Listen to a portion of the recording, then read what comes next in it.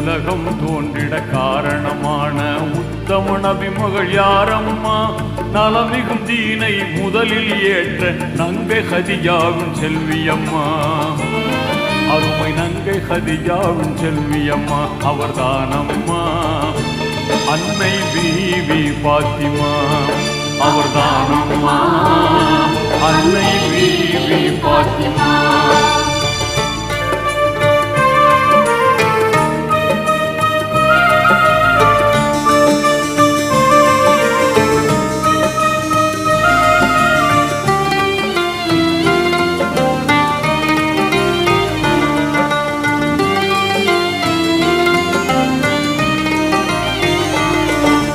புனிதம் வாய்ந்த மக்கா பதியில் புகழுடன் பிறந்த மங்கையார்.